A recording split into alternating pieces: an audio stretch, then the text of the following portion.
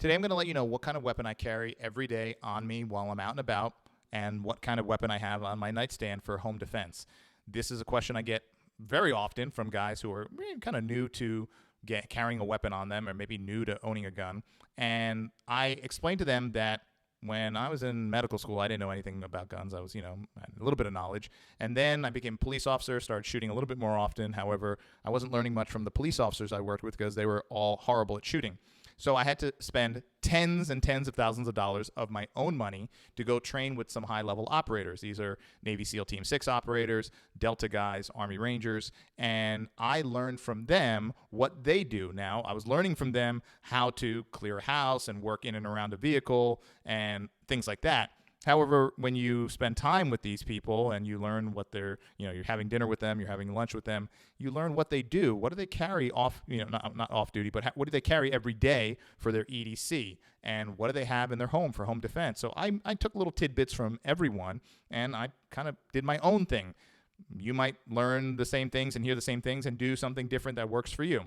So what I'm going to share with you is what I've learned from these high-level people, operators way higher level than me, over the last 20 years of spending time with them and training with them on a regular basis. I'm going to start out with what I carry every day, and this is it. It's a Glock 19. It is safe. I had to unload it because it had a round in it, because I carry it with a round in the chamber because I'm not a virgin. And this has a little bit of slide work done, nothing Gucci, nothing crazy, and it has a very basic weapon-mounted light. Now, do I need a weapon-mounted light on my everyday carry gun? Not really. I'm not out during the nighttime all that much. Very, very rare that I'll be out at night walking in the dark, back to my truck or something like that. So I really don't need it.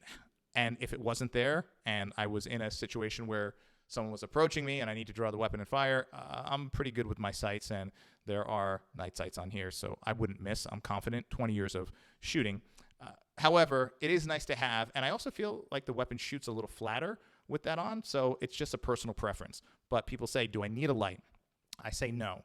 If you're new to shooting and you're new to carrying a weapon, I always tell people have as little as possible, because if you're new, actuating the light or using other ninja things on your weapon. I see some guys and their EDC weapon, and maybe they're ninjas or maybe they just got sold a bunch of stuff at the gun store, but there's so much stuff on the weapon that in the event that they're out somewhere and they need to draw their weapon because there's a bad guy looking to do some bad things, I think they're going to get jammed up. So if you're a super ninja and you want to have all that Gucci stuff, great.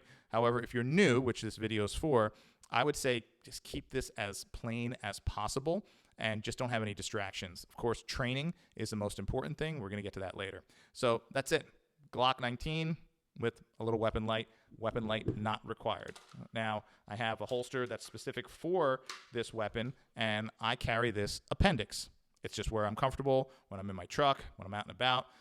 Appendix carry.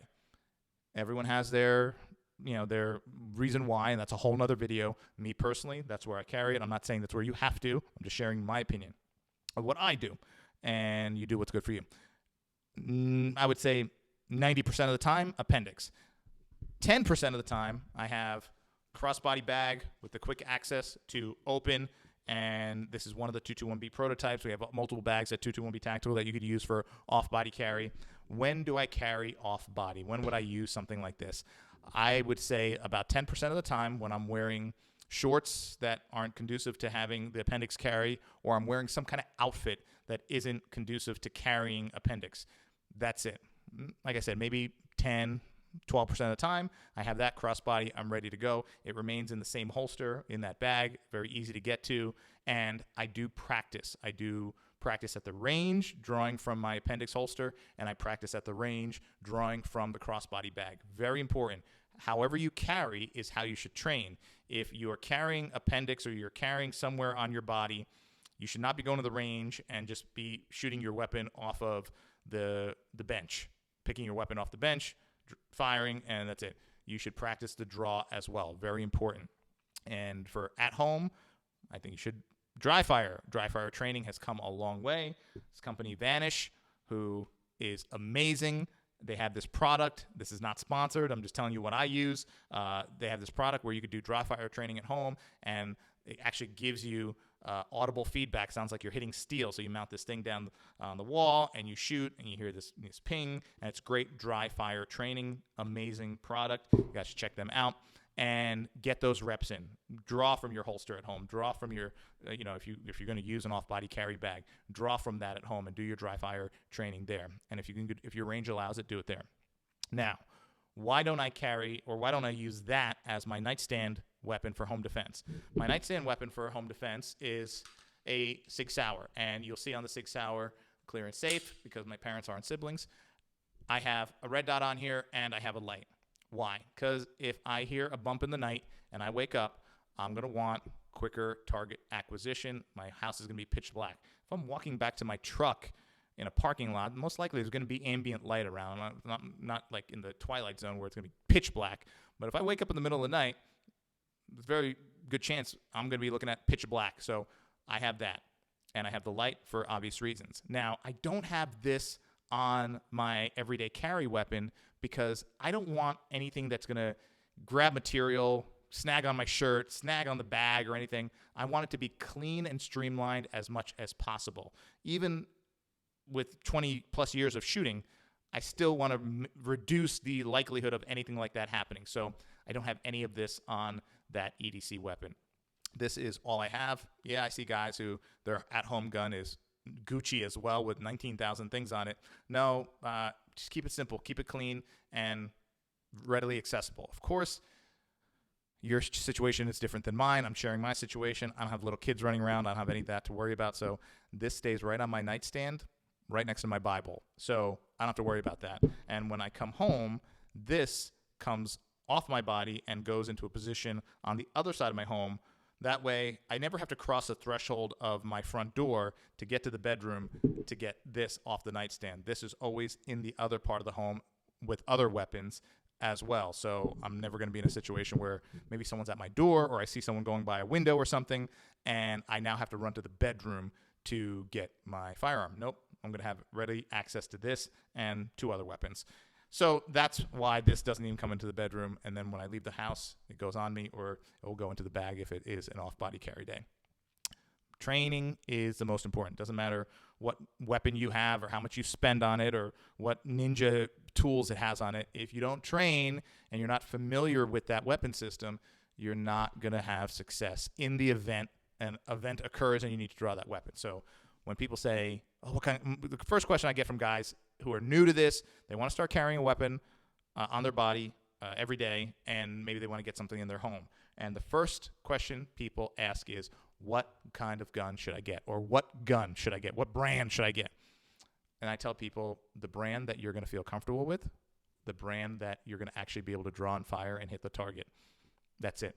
Everyone's different. Some people are Glock people. Some people are SIG people, not so many anymore. But, you shoot whatever, if you want to be Gucci and get a staccato, as long as you're going to train with it and you're going to put rounds on target when it matters, then whatever. It doesn't matter. Some people, money's no object. If money is an object, then go for something that is more budget, but make sure it's comfortable in your hand and you are comfortable with shooting it at the range.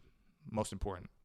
Train, dry fire, and that's it. That's my setup. Now, people ask, well, what else do you have in your home? Yes, I have other weapons. I have multiple rifles. In my truck, I have a 300 Blackout. I have a lot of other weapons. But this is not a ninja video. This is for the person who's just new. I don't own a gun, but I think I want to get a gun, and I want to start carrying it concealed. If you live in a state where, that's allowed, they're not going to throw you in jail like New Jersey. And, you're new to this, and this is that video that I'm just sharing. And like I said, a lot of this isn't from me. It's what I've learned from super high-level ninjas over the years that I've pieced together and seen what they did, what they personally do. And, you pick and choose little gems, little jewels here and there, and build your own system that works for you and that's comfortable for you. That's it. That's the video. So make sure, train, get something that you're comfortable with, train like you carry, and, be an asset. That's all part of the 221B Tactical mission-ready lifestyle, is to not just be ready for 1 or 2 incidents, but really to be mission ready for anything that happens. Every day in life, you're on a mission. Your mission is to get home alive or protect your family, protect your kids, your wife, whatever it might be. That's the mission every single day. And if you're not ready for all those scenarios, then you're simply not ready. So you don't want to be a liability. You want to be an asset, and that's what we're doing here at 221B. We're trying to take liabilities and turn them into assets, and it's part of the whole mission ready system. So thanks for watching. If you have any questions, comment below. If you are somewhat knowledgeable in this and you want to share some tidbits that you've learned along the years that you think would be valuable for people who are new to carrying concealed or having a weapon in their home, drop a comment below, share, welcome them to the community, and sharing is caring. That's it. So thanks for watching. Buy the right weapon. Buy my shit, 221B Tactical. See you next time.